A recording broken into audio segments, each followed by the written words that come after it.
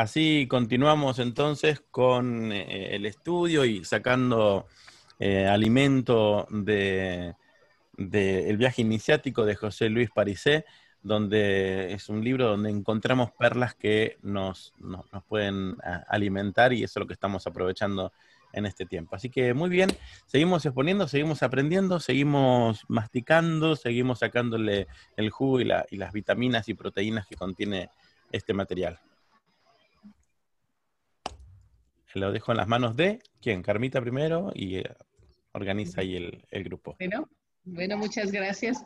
Gracias, con el permiso de ustedes, gracias por permitirme y por permitirnos a Lili, a Marisela y a mí a entrar, a participar en sus corazones y en sus hogares, porque esta sala es un hogar, es un templo, es una familia. Muchas gracias. Y vamos a darle continuidad a este libro en donde Parisé va narrando toda una experiencia que va teniendo durante la formación de su escuela. Y aquí precisamente en el capítulo 5, él habla que empezaron a vivir ciertas experiencias dentro de su grupo de estudiantes, dentro de su grupo de colaboradores, y él empezó a observar que también en la vida de él estaban sucediendo ciertas cosas. Y pues todo en este mundo y en este plano es energía. Y él habla precisamente de esas energías que se mueven precisamente porque en este diario vivir nosotros debemos de ser observadores y de estar viviendo siempre en esa presencia en donde cuando uno inicia este viaje iniciático, este viaje hacia ese clavadito, hacia el interior de cada uno de nosotros, es colocarnos siempre en esa verticalidad que empezaron a experimentar ellos, que hubo cierto movimiento, y él les dice que también empezó a experimentarlo en su casa. Estando él un domingo en su casa, empezó a sentir que se movían cosas y que se movían ciertas energías, que se caían inclusive cosas. Y pudo él observar que todo eso se movía. Su primera reacción fue de miedo. Y su primera reacción también fue de ver hacia afuera. ¿Por qué? ¿Por qué ver hacia afuera? Porque dentro de su casa estaba uno de los colaboradores que asistían también a la escuela. Y pensó en ese momento en que sintió esa sensación de miedo, que quizás era por la presencia de la otra persona allí. Y reaccionó y dijo, no, ¿por qué me he de ir afuera? ¿Por qué el ser humano tiende a irse hacia afuera, a responsabilizar a un otro, cuando nosotros somos los generadores de nuestra propia experiencia? Y eso fue maravilloso para mí en lo personal, y aplicándolo a una vida diaria y a la vida cotidiana, el hacernos responsables de que nosotros somos los que generamos esa energía, nosotros somos los responsables de esas casualidades que vamos viviendo en nuestro diario vivir. Esas casualidades, eso a lo que le llamamos casualidades, nosotros somos los que lo generamos. Lo platicábamos anoche con Lili y con Marisela, que eso es maravilloso, el hacerte responsable, que tú eres el generador de esa responsabilidad, de esa energía que circula dentro de tu entorno y dentro de tu vida. Cuando se reunieron ellos al siguiente día en su centro, en su escuela, y empezó a escuchar que empezaron a explicar que también empezaron a vivir estas situaciones. Lo más importante fue que él les dijo, a mí esta frase me gustó, dice, hasta ahora creo que les enseñé a ver de noche. Ahora les enseñaré a ver la noche, que es diferente. ¿Y de qué manera nosotros podemos ver la noche? Desde ese momento en que tú te mantienes, como él dice en toda la literatura y los capítulos anteriores, desde que tú te mantienes tu vida en combate. ¿Y cuál es ese combate? En esa atenta autoobservación, en no perderte, en no salirte, en recordar que todo está dentro de cada uno de nosotros. Eso a mí en lo personal me encantó y me gustó. Y me gustó porque todas las cosas se acomodan. Y lo voy a manifestar aquí. Yo ya le había hablado a Zulmi que por ciertas actividades no iba a participar. Y estaba tan firme. Y dije, respiré, me volví a acomodar y dije, bueno, todas las cosas que suceden en este momento, por el trabajo que tengo, por otras situaciones que hubo reducción de personal y ciertas circunstancias con el huracán que se vivió aquí en Chiapas, dije, esto voy a hablar y volví a colocarme en mi centro y dije, déjalo fluir. Todo esto se va a acomodar. Y antier decidí, en el momento que vi que todo empezó a verse diferente, y le hice la llamada a Lili, y me dice, sí, claro que sí, y se comunica con Marisela, y se vuelve a armar el grupo. Dije, vamos adelante. Pero nosotros somos los que generamos esa energía. Al colocarnos otra vez en nuestro centro, al volvernos a dejar fluir desde esa verticalidad y a escuchar a ese observador que nos permite ser libres y ser nosotros para que entonces todas las cosas fluyan. Y este es el mensaje que yo pude observar aquí, que dijo en este capítulo Parisé. Él habla de la importancia de estar en esa presencia constante, en esa autoobservación y preguntarte, si algo que sucede no armoniza con la vida o no armoniza con el momento, hacerte esa pregunta, ¿qué me dije hace un momento? ¿Qué me dije? ¿En qué momento me salí de esa verticalidad para que se generara esa desarmonía en este diario vivir? Y es aplicado a la vida de todos los días. Y algo bien, muy, muy bonito que en lo personal me encantó, después de él haber observado y haberse dicho que quizás esa situación se había generado por la presencia de la otra persona en su casa, fue a dejarla e iba pensando que cuando regresara a su casa la situación iba a estar diferente, fue peor. El movimiento de la energía aumentó y siguieron cayéndose más cosas y empezó a observar esos lapsos de sombra, esos lapsos de oscuridad. Y lo más bonito que pudo descubrir fue algo que a mí en lo personal me gusta, entre la diferencia en cómo lo maneja el ocultismo y cómo lo maneja la religión, porque él hace hincapié acá. El ocultismo lo maneja como energías compatibles o incompatibles, cuando la religión lo maneja como algo bueno o malo. Como que si tú sigues a Dios, estás en lo bueno. Y si tienes una experiencia que es incompatible, es porque estás del lado del diablo y hay una división. Y él habla de esa gran diferencia. Y sobre todo él hace una de las más bellas observaciones. Él dice, me pude dar cuenta que cuando regresé a mi casa, a la casa, porque tú puedes, a tu templo, porque tú puedes hacer del área en donde te encuentres, de tu espacio, de tu trabajo, de tu casa, un templo. Porque tú eres el que genera formar ese templo. Cuando regresé, pude observar que justo me encontraba en unos momentos de mi vida en que todo armonizaba, en que todo estaba muy bonito, en que todo se veía perfectamente bien. Y hace esa observación que es precisamente en donde más vulnerable es el ser humano de moverse de esa verticalidad, de salir de esa presencia, de salir y de estar. Es más vulnerable y susceptible alguien que se encuentra observando que todo está aparentemente bien, que todo está en armonía, cuando dentro de esa armonía puedes tú ser más susceptible a ser absorbido por eso tan perfecto que se ve allá afuera y volver a dejar de ser sujeto para pasar a ser objeto. Objeto de eso aparentemente perfecto. Y al pasar a ser, esto me encantó de verdad, y aplicado a una vida diaria, me encantó. Y al pasar de ser, fíjate, yo así lo comprendo, así lo entendí. Y al pasar a ser objeto de esa aparente perfección,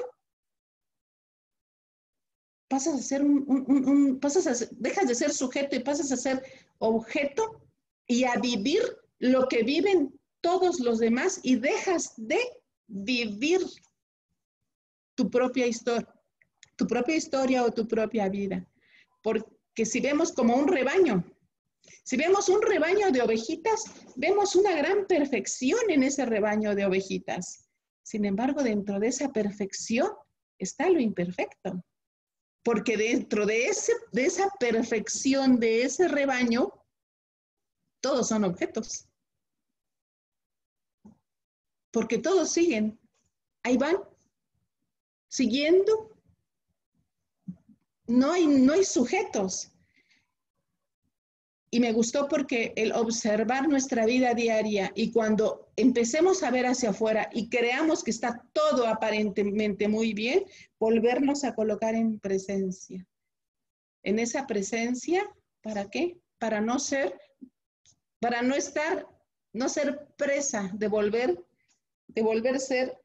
volverse a absorber a ser objeto. Espero que me explique, que me esté explicando. Y esto me gustó. Dice, quiero hacer notar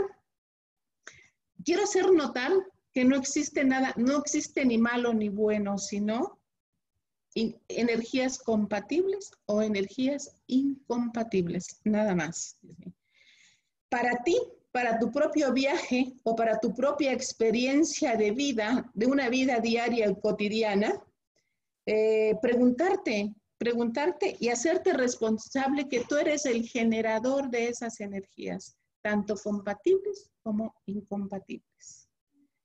Para mí, ¿y por qué no puede ser nada bueno ni nada malo? Porque lo que para mí puede ser compatible, para ti no, simplemente. O lo que para ti puede ser compatible, para mí no puede ser compatible. Pero eso no quiere decir que sea algo bueno o sea algo malo. Y esa es la gran diferencia entre cómo lo observa la religión y cómo lo observa el ocultismo.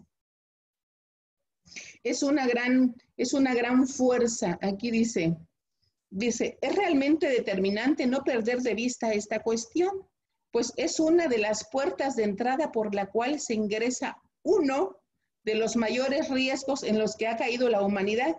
Es precisamente eso, en creer que existe lo bueno y lo malo, y en también perderse en que cuando cree uno que todas las cosas van bien, se enfoca uno allá afuera y se sale uno de esa presencia y de esa verticalidad.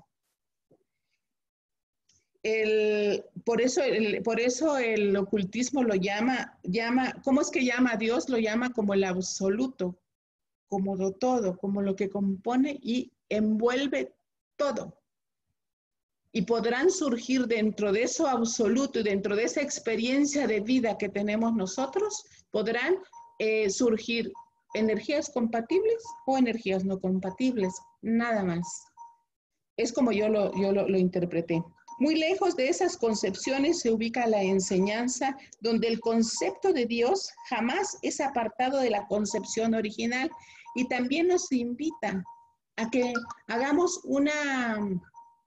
como una lectura profunda, una lectura de lo que nos ofrece también, por ejemplo, la Biblia. La Biblia, si no te pierdes y realmente le das la interpretación que le dan a Dios dentro de la religión, nos hablan de Dios como una presencia absoluta, pero como una omnipresencia. ¿Y qué quiere decir? ¿Qué es una omnipresencia? Es esa capacidad de estar presente en todas partes al mismo tiempo. Solo que si nosotros lo observamos y nos nos damos el clavadito un poquito más profundo, nos está manifestando que esa presencia de Dios es tan igual como el absoluto, como ese absoluto que se encuentra dentro de ti. No como lo hemos interpretado dentro de la religión, de ver a Dios allá afuera, que está presente en todos los lugares, pero fuera no, está dentro de ti, el omnipresente dentro de cada uno de nosotros. Dice, la religión, dice, a tal estado de presencia absoluta se le domina en ocultismo precisamente el absoluto. ¿Y quién es el absoluto? Es ese Dios que no es el que ha creado todo, sino que es el que está presente en todo lo que es. Ese es el absoluto. No es una presencia separada de ti, sino está inherente en ti. También nada de lo que ahí se dice está por fuera del concepto de la existencia del sujeto. Y eso me gusta. ¿Por qué? Porque en el ocultismo te habla de eso. Nada, absolutamente, de lo que se habla y de lo que se dice de la presencia de ese absoluto está fuera del sujeto, sino por el contrario está dentro del sujeto. Y por eso nos invita a que nosotros estemos en presencia. Aunque no nos perdamos, en que nuestro día a día sea siempre en presencia de Él, en presencia de ese ser que está presente en todo lo que es el universo. Y si se trata de un absoluto, las parcialidades no tienen lugar. Esto me encantó. No tienen lugar, ¿por qué? Porque es todo es una totalidad. Es decir, que pretender ubicarlo de un solo lado, o sea, del bien o del mal, dejaría de ser el absoluto. No existen parcialidades para esa totalidad y esa totalidad inherente en nosotros. Dios es una parte del universo y ahí surge una pregunta. Él les dice, para eso les quiero hacer una pregunta. Dice, ¿Dios es una parte del universo o Dios es todo el universo en sí mismo? Esa pregunta me encantó. Y él dice, inequívocamente la respuesta es que Dios es todo el universo. Dice, es el universo en sí mismo. Y eso es si Dios es el universo en sí mismo y en todo. Si lo observamos desde la religión, sería un gran avance. ¿Por qué? Porque ahí ya no se puede, ya no hay ninguna división. Ahí es la totalidad absoluta, que es parte de ese Dios que se encuentra presente en todo lo absoluto. Como que es un juego de palabras, ¿no? Como que es un trabalenguas. Dice, si Dios es todo, no puede ser solamente el bien, inevitablemente también tiene que contener el mal dentro de todo. ¿Por qué? Porque es lo absoluto. Lo abarca absolutamente todo. Dice, esta unidad que el hermetismo nombra como el absoluto, el taoísmo la nombra como el Tao y su símbolo es precisamente el de un círculo, un absoluto que en sí mismo contiene lo que supone son dos cuestiones enfrentadas como el bien y el mal, todo conjuntado. El yin y el yang, y sería absurdo pretender situar en el taoísmo de qué lado se ubicaría cada uno, si el yin o el yang es el bueno o el malo.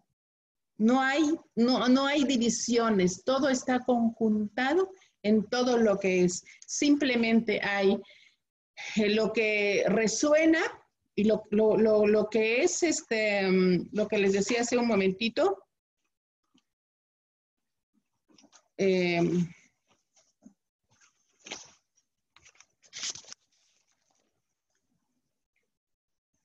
Lo que son las energías, no quiero que se me vaya el nombre.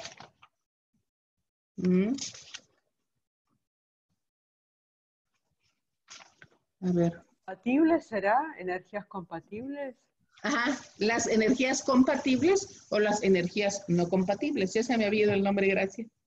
o las energías no compatibles. Y él nos dice, por eso nosotros podemos construir nuestro templo, tu casa, tu oficina, donde vas, tu cuerpo, donde quiera que te muevas, esta sala en donde estamos, es un templo. Nosotros generamos ese templo. ¿Desde dónde lo generamos? Desde el momento en que estamos en constante combate. ¿Y qué es estar en constante combate? Es estar en ese continuo centro, y es estar en esa presencia y en esa constante autoobservación. Eso es estar en combate, estar en atenta autoobservación. El templo es el lugar donde alguien va a estar, y en donde estás y en donde está Dios cerca de ti, contigo, en ti, en el lugar, en las cosas, en todo, porque Dios no creó todo, Dios está en todo. Esa parte me encantó. Un templo es un lugar en el que habita una presencia. Y esa presencia es estar precisamente en absoluta verticalidad y en atenta autoobservación. Él dijo que también su primera, como les compartí hace ratitos, que su primera reacción cuando empezó a experimentar esas energías, cuando él se había movido por haberse salido a observar desde afuera, sin darse cuenta, si inconscientemente se movió hacia afuera, y fue donde observó que es más susceptible una persona que se encuentra aparentemente en bien, en que todo está perfecto, a ser movido y jalado a ser objeto, al círculo de baba otra vez, a ser jalado por el círculo de baba, a aquella persona que está en esa búsqueda aparentemente dentro del círculo de baba, aparentemente siendo objeto. ¿Por qué? Porque ya está en esa búsqueda de ser sujeto. Dice, en todo combate de nada sirve tratar de descifrar qué golpe me está golpeando, si lo único que te debes de estar observando es en dónde tengo mi guardia, en dónde estoy colocado. Si estoy realmente en esa verticalidad y estoy en esa constante presencia, o estoy realmente en un combate. Dice, el golpe que entra es una oración en la que leer donde hemos descuidado nuestra posición. Eso es, dice, eso es importantísimo. Leer en donde hemos descuidado nuestra posición es la oportunidad de advertir nuestro punto de ausencia. Cuando hay alguna experiencia cotidiana, es nosotros leer, y dice, ese punto de ausencia inicia dentro de nosotros. Esto es lo que yo interpreté, ¿eh? Dentro de nosotros, desde lo que pensamos y decimos fuera de nuestro centro, y dejar de estar en presencia. ¿Qué pensamos? ¿Qué nos dijimos? ¿Y qué hicimos símbolo? ¿Qué cosa hicimos dialéctica? Porque la dialéctica no es solo escribir, la dialéctica es actuar. ¿Qué hice símbolo? Para que entonces se generaran estas energías compatibles o energías no compatibles, para entonces volver a retomar precisamente ese camino. ¿Qué construí y qué hice? ¿Qué construí en mi mente y qué hice palabra? Para que se produjera esta incompatibilidad. Aquí dice, lo primero que supe es que estaba muy bien por cuestiones personales, y ahí es en donde comprendí que es más susceptible alguien que cree estar aparentemente bien que aquel que está en búsqueda de ser un sujeto y de salirse del círculo de baba para dejar de ser objeto. Dice, por eso la armonía tiene las semillas de la desarmonía y viceversa. Cuando está todo aparentemente bien en armonía, en perfecta sincronicidad, es cuando nosotros tenemos que estar en más presencia, porque precisamente en esa armonía se encuentra la semilla de la desarmonía. Y eso viene aquí también en este capítulo. Dice, la pregunta donde la situación se fantasmazaba era la que yo me tenía que hacer. no la que tenía yo que ver allá afuera. Y sin embargo, lo primero que quise fue responsabilizar al otro, cuando no es el otro. Yo soy el responsable de toda esa armonía o toda esa desarmonía que se puede vivir. Pregunta común que cualquiera se hace es mirar siempre hacia afuera. Y en este nivel, en este despertar en que nosotros ya estamos viviendo, yo creo que ya es tiempo de que nosotros siempre nos hagamos el clavadito hacia adentro para realmente observar que nosotros somos los responsables de toda esa desarmonía y de que somos nosotros los que nos movimos. Dice, el problema se crea y se resuelve en lo que otro quiere de él, no en los puntos donde el sujeto está cediendo en su posición o en su deseo. ¿Sí se escucha? ¿Sí? Hay un ruido fuerte que no sé qué. Sí, prendieron una máquina aquí al lado y se escucha un ruido fuerte. Está bien. Fuerte. Dicen, por eso ahí la pregunta debe de ser personal, desde mis pensamientos, desde lo que yo genero de mi mente, de mi interior, es en donde nosotros generamos esa energía o esa armonía o desarmonía. Dice, faltaba un punto, dice, determinante. No me ubicaba en mí cuando descubrí que la desarmonía era yo y lo pude entender. Fue cuando entonces él se hizo responsable y fue cuando él decidió enseñarles a ver la noche, que era diferente a ver en la noche. Ahora yo les voy a enseñar a ver realmente qué es la noche y eso me encantó. Dice, aquí pasamos dice, ¿qué es la enseñanza? Sino el encontrar el modo de seguir recorriendo desde nosotros mismos, desde nuestra verticalidad, sin salirnos de esa verticalidad. Dice, hay 3 lugares que en realidad son uno. Pueden ser la puerta de entrada para aquello que intenta frenar al caminante, pues lo que puede frenar a alguien viene indefectiblemente de uno mismo, de uno de estos 3. ¿Y cuáles son estas 3 cosas que pueden frenar a un caminante? Es lo interior, nuestra mente, cómo nos movemos internamente, a qué cosa hacemos palabra. Y el otro es el exterior. Si nos salimos y empezamos a ver hacia afuera, obviamente ya somos susceptibles a ser jalados y volver a ser objetos. Y también energías de otros planos que también nosotros las podemos mover. Las podemos mover desde el momento en que nosotros también nos desubicamos y dejamos de estar en presencia y en verticalidad y dejamos de lado, si nos sale lo material, dejamos de lado estar en verticalidad y dejamos de tener a nuestro observador, a nuestro propio observador. Esas 3 puertas, ¿qué más podrían frenarnos? Dice, obviamente, nos pueden frenar en un seguir y en un continuar de vida y pasaríamos a ser otra vez objetos.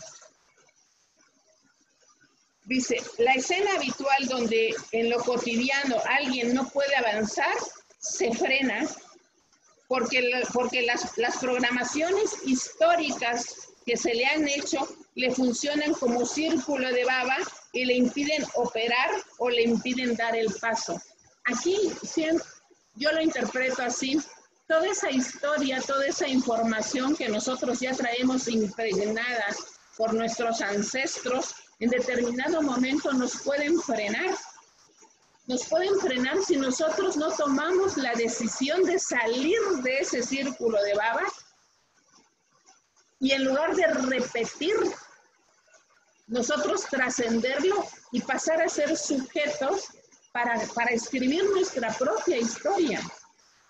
retomar y agradecer todo lo bueno y lo maravilloso que de esa información, porque nuestros ancestros y nuestra historia nos han dejado cosas maravillosas. Por eso estamos aquí precisamente experimentando por la presencia de ellos. Bueno, pero decidir nosotros salirnos de ese círculo de baba para entonces escribir nuestra propia historia y dejar de ser objetos para pasar a ser sujetos. Dice, lo que yo logré comprender hasta aquí en donde leí de este párrafo, que eso es lo que pasa con la humanidad. La humanidad viene repitiendo y repitiendo exactamente la misma información y viene siendo siempre objeto y por eso viene repitiendo las mismas historias. Y si observamos familias de una manera individual, por ejemplo, observo a mi familia, observas otra familia y casi son las mismas experiencias que se viven. Son muy similares. ¿Por qué? Porque la humanidad viene otra vez repitiendo la misma historia sin salirse de ese círculo y dejar de ser objeto, tomar la decisión de ser sujeto, para entonces emprender y escribir otra historia, trascender todo este camino. Dice, por eso dice acá, alguien se lo funde en una escena al caminante, pues son los automatismos a los que está supeditado lo que lo funda en esa escena, respondiendo a lo que le fue fundado en su historia y vuelve y repite y repite y repite. Por eso esto para mí tiene mucho significado, porque la importancia de uno tomar la decisión de escribir su propia historia y no volver a repetir. Y eso lo vemos en neurodescodificación, venir a trascender, no volver a repetir las mismas historias. Dice, no operar con lo que alguien le pretende interponer como historia a uno, porque ya te están obstaculizando y diciéndote, vas a ser objeto.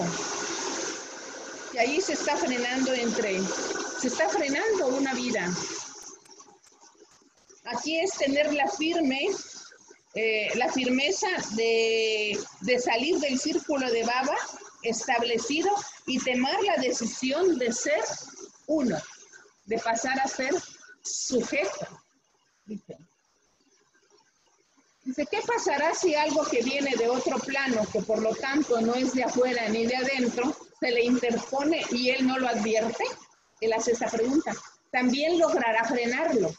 ¿Llegará otra vez a la inexistencia si no cuenta con lo necesario para estar presente y operar también ahí? ¿Y de qué manera dice él que se opera? Estando en presencia. Estando en presencia. ¿Por qué? Porque se mueven energías también.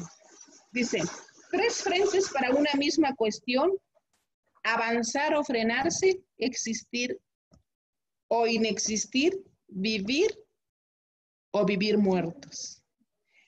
Aquí habla él también de que esa es una decisión muy personal, de querer hacer tu historia, pero hacerte realmente responsable y tomar la determinación de que el sacerdote, el mercader, están dentro de ti.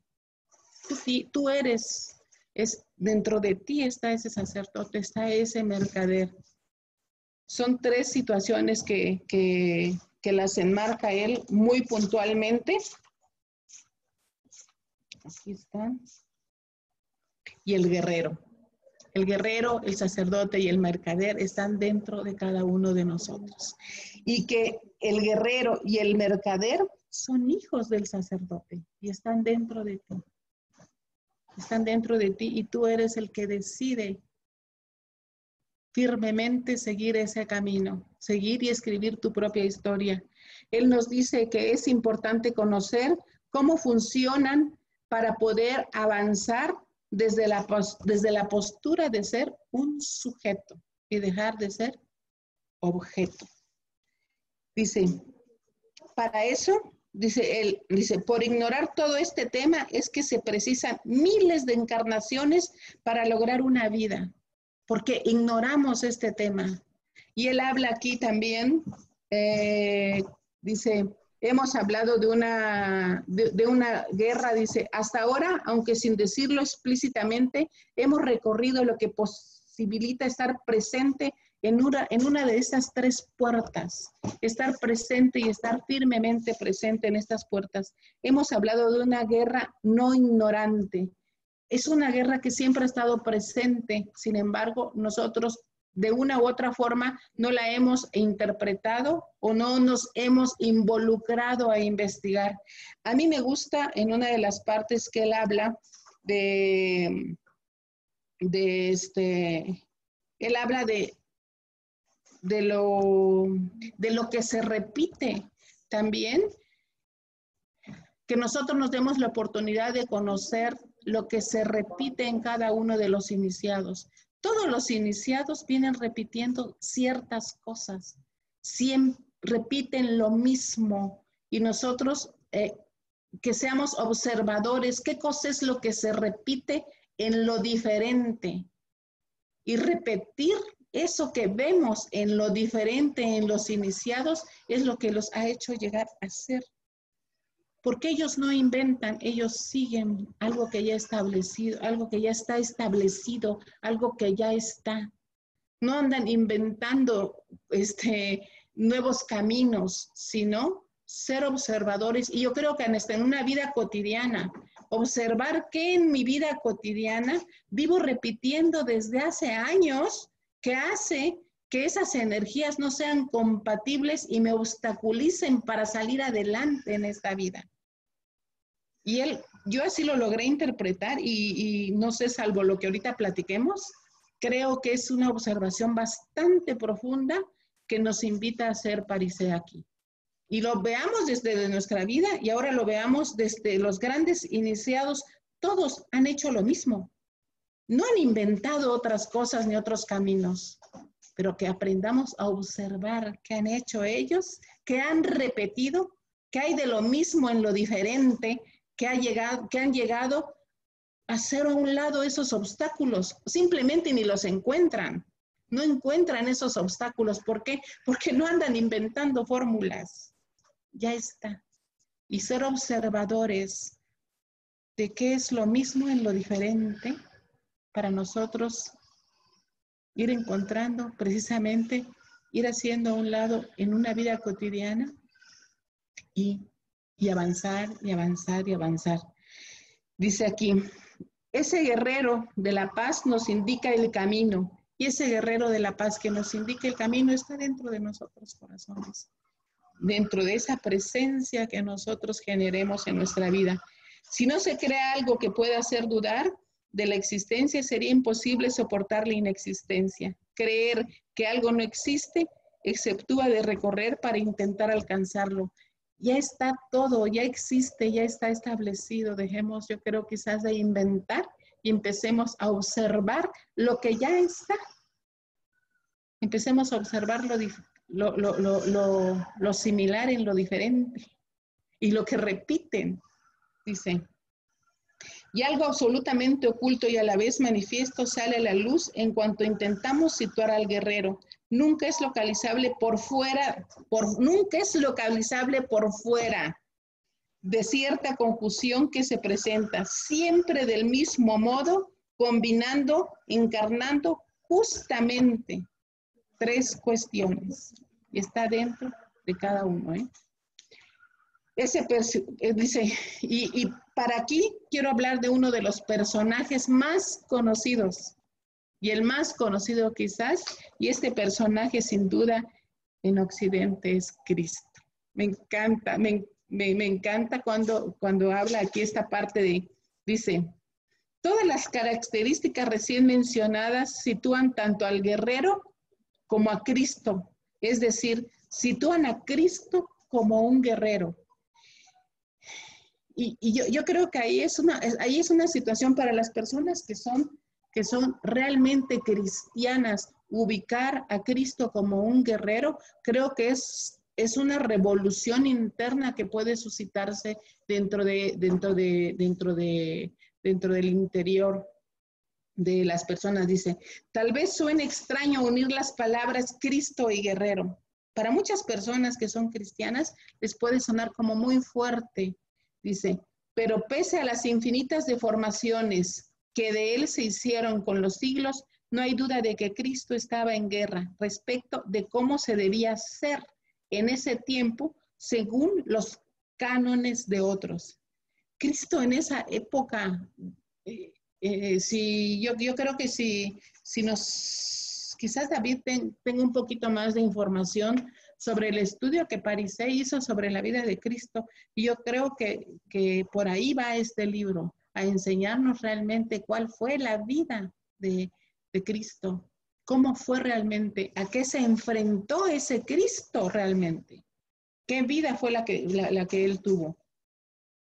Dice, es difícil para todo cristiano ver en Cristo a un guerrero, pero para que no se detenga en el comienzo del tema, basta recordar que de lo que estamos hablando es de un guerrero de la paz. Ese hombre que en esa época veía unicidad, ese hombre en esa época veía benevolencia, pese en el medio en donde él se movía. Así se moviera dentro del mundo de guerrilleros y se moviera porque en esa época existía todo eso, siempre ha existido. Se movía dentro del mundo de los sicarios y se movía dentro del mundo de las guerras, se movía dentro del mundo en donde se hacían realmente sacrificios tremendos, y él era el guerrero de la paz. Él en esa época él hablaba de benevolencia, de amor, de unicidad, de no juicio. Yo creo que por allí va toda esta investigación. Dice, ahora bien, para avanzar en el tema, primero es necesario situar que de Cristo el mito terminó haciendo una figura trinitaria, dice. ¿Cuáles fueron las tres personas que Cristo encarnó y que los siglos transformaron en trilogía divina? Pues nosotros lo sabemos dentro de la religión, Padre, el Hijo y el Espíritu Santo, dice. ¿Cuál es la triple presencia que imposibilita la existencia? Dice. También él habla de los tres reyes que llevaron obsequios para el que nacía. Eso también dice, es muchísimo lo que el ocultismo tiene para decir al respecto. ¿Quiénes eran esos reyes? ¿Realmente quiénes eran esos reyes? Porque él realmente se dedicó a hacer una investigación profunda de la vida de Cristo. ¿Sí? ¿Por qué la Biblia no da sus nombres? ¿Por qué siglos después se le adjudicaron los nombres que hoy son conocidos? ¿Qué era lo que perseguían en ambos sentidos? ¿Qué querían y qué era lo que en el cielo los había guiado? Fenómeno celeste que a su vez da la clave para saber el año exacto del nacimiento de Cristo, y realmente hay tantas cuestiones más que merecen que algún día tomemos en escena y lo podamos llegar a conocer. Dice. ¿Por qué llevaban los obsequios? ¿Qué llevaban realmente? ¿A dónde iban? ¿De dónde venían? ¿Quiénes eran realmente los tres reyes magos? Dice, pues atender a qué regalos ofrecían da la clave para saber a quién se dirigían, qué esperaban encontrar en Cristo. Tres obsequios, tres símbolos, dice. Oro, incienso y mirra. ¿A quiénes se les hacían estos regalos? Dice que en Cristo veían a un guerrero, está confirmado en uno de los tres obsequios, la mirra. Dice, ese elemento era por sus enormes propiedades curativos y estimulantes, llevado consigo por todo guerrero para restaurarse rápidamente de sus heridas, cuestión que a su vez muestra una relación estrecha entre la figura del guerrero y la del sanador, imagen que se encuentra claramente en Cristo. Cristo era un guerrero, Cristo era un sanador y Cristo era un conocedor extraordinario de todas estas. Híjole, dice, el incienso era el representante por excelencia de la unión con otros planos. El incienso, ¿para qué se manejaba el incienso?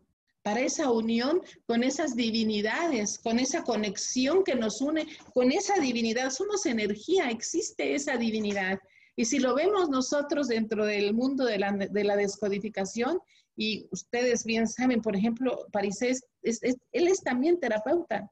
Si lo vemos desde la descodificación, nosotros hablamos de esas energías, de ese campo cuántico que nos une, que nos mantiene unidos a nosotros, de esas energías maravillosas que cuando estamos haciendo un acompañamiento, estamos llevando una terapia, es impresionante cómo te vienen respuestas, cómo te vienen esos mensajes. ¿Por qué? Porque existen y es el incienso quien lo representaba.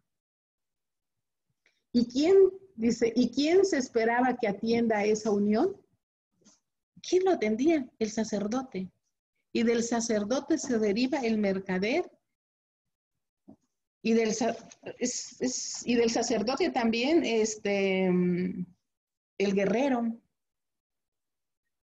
Y ese guerrero, ese mercader, ese sacerdote implícito en Cristo.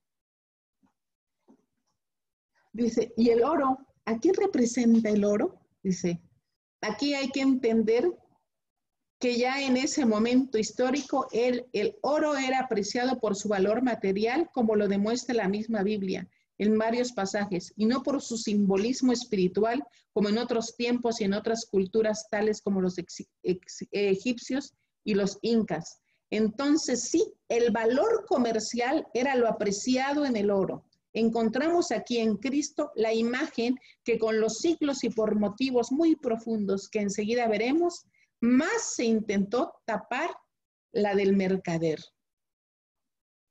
El oro era para comercializar, era utilizado para comercializar, porque él era un mercader. El Maestro Jesús era un mercader. La negociación, que es el campo del mercader, no hay nada que no se... Todo se mercadea en este mundo, en este plano y en esta vida. Absolutamente todo. Dice, la negociación que el campo del mercader es la forma más elevada de conciliar y resolver diferencias. Cuando hay posiciones diferentes, quedan tres caminos: ceder, pelear o negociar. Así que todo es negociable. Todo se negociaba. Guerreaba y se negociaba. Dice aquí, dice, está operando entre grupos enfrentados sin decirles a ninguno que tiene razón, ni que deja de tenerla. Y eso se llama negociación. Cristo era un negociador por excelencia. El Maestro Jesús era un negociador por excelencia en el sentido más alto de la palabra. A mí este párrafo dice, está operando entre grupos enfrentados sin decirles a ninguno que tiene razón ni que deja de tenerla. Y eso se llama negociación, en el sentido más alto de la palabra. Esto es muy, muy, muy profundo. Dice, finalmente negociar significa exactamente negar el ocio. Eso significa negociar. Y no veo por qué habría que suponer que Cristo vino a fomentar el ocio. Incienso para el sacerdote, mirra para el guerrero y oro para el mercader.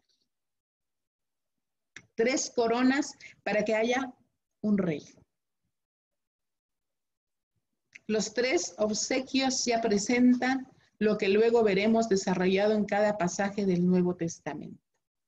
¿Cuál es la táctica apropiada según el origen de los obstáculos? Lo interno, estar en verticalidad con lo interno, lo externo y saber observar lo externo sin movernos de nuestra verticalidad, de nuestra presencia y también estar presente de que existen otros planos, para formular la estrategia más importante para cualquier recorrido en este camino iniciático. Dice, pues el profundizar en el Cristo guerrero, sacerdote y mercader está tan al alcance de la mano que constituye tentación no seguir la vida de uno solo de aquellos de quienes se dio que venía a traer la vida, pues el buen camino consiste en ver lo idéntico entre ellos. Y aquí habla de un personaje que existió mucho antes de Cristo y habla de Hermes Trismegisto, del 3 veces grande. Hermes Trismegisto, el 3 veces grande, el 3 veces iniciado. A mí leer este párrafo me llevó a recordar una plática que tuve con mi papá y se las quiero compartir hace como un mes y precisamente hablábamos, él me compartía a mí de Hermes Trismegisto y me hablaba también de todos esos libros y toda esa literatura que fue encontrada en el Mar Muerto. Y me dice, hija, y Hermes Trismegisto era un mago, me dice.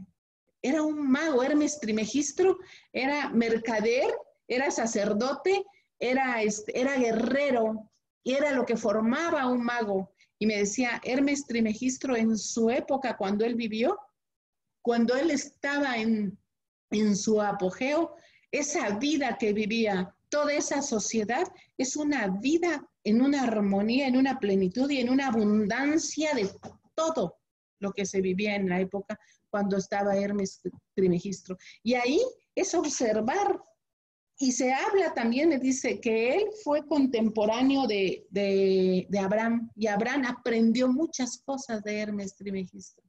¿Y qué quiere decir el 3 veces grande? Me decía, 3 veces iniciado, hija, me dice. Porque de leer de Hermes Trismegisto hay muy poca literatura, no hay mucha literatura de él.